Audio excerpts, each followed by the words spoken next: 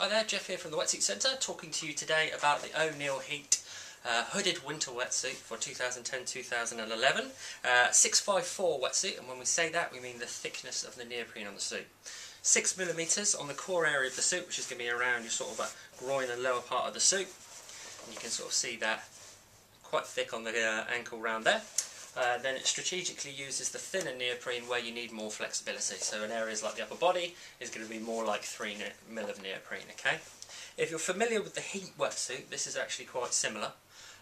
All it is obviously you've got the hood on the wetsuit as well, inbuilt hood.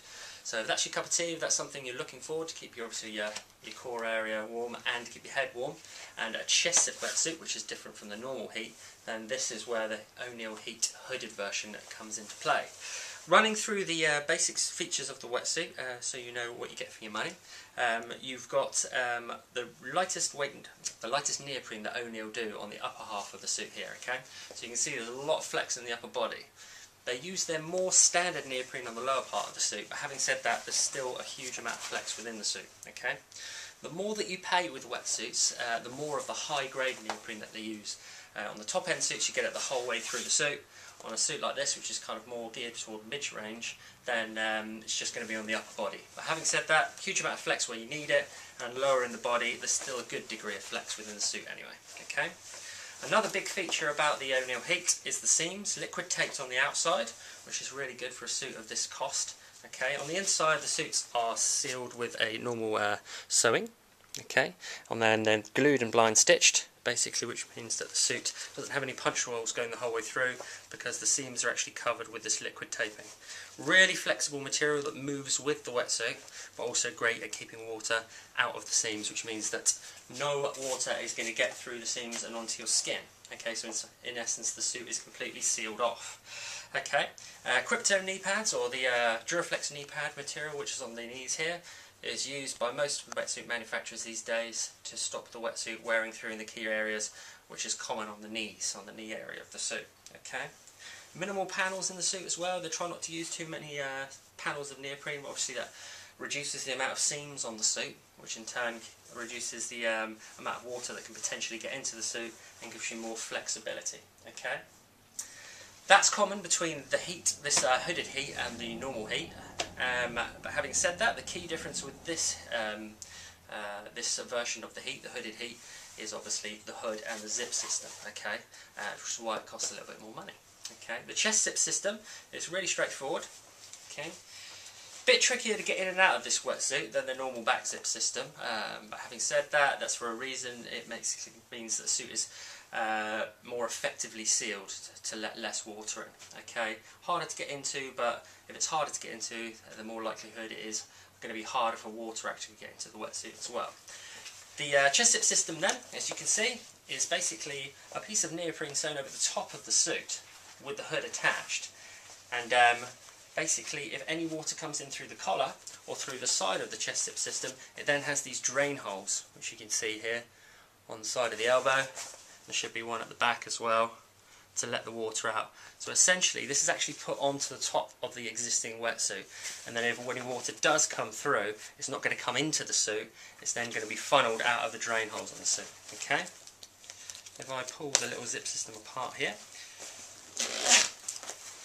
the only area water can really get in is obviously going to be through, as you say, the neck and the face. If you come off your board or whatever you're riding, it's going to come in through here, but again it's just drained out through the drain holes.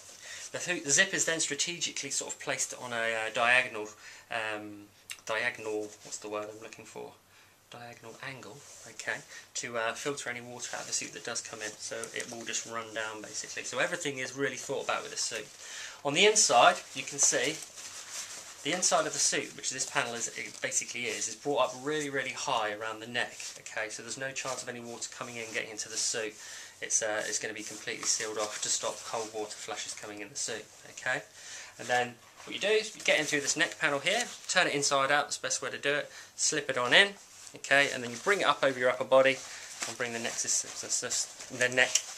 and the chest zip system over the top, which then is sealed at the front and then buttoned down with a little button here and adjustable with this little toggle. Okay, that's different from the normal Heat. And the other thing that's a main difference is the hood that comes with it as well. Sealed hood, okay, which is going to be about 2mm thick, I think, up the top here, and that's obviously going to keep your head warm. The little visor, the little peak here is to stop any rainfall coming into your eyes, okay. So for people that like hooded wetsuits, this is obviously a very, very well priced hooded wetsuit. Inbuilt, so you shouldn't have any water actually coming into the suit inside, okay. If I actually take the suit inside out, briefly, and show you what's happening inside, that's where it really is sort of the same as the existing heat, or the heat without hood with the back zip system.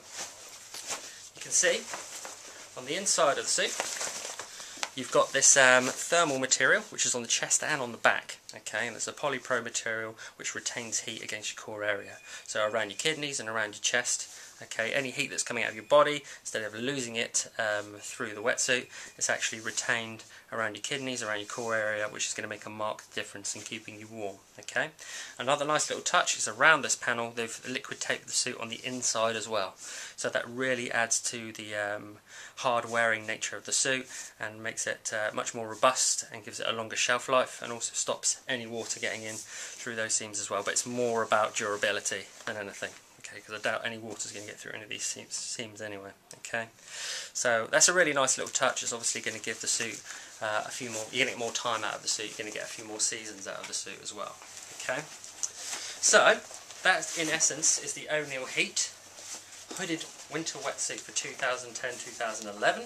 Okay, this is a mid-range suit. What we call a mid-range suit, which means that you can pay more if you want a more lightweight neoprene running the whole way through the suit. But having said that, with the hood and the chest zip system and all the liquid taping and the good quality neoprene in the upper body, you get a huge amount of technology for £199. You really can't go wrong.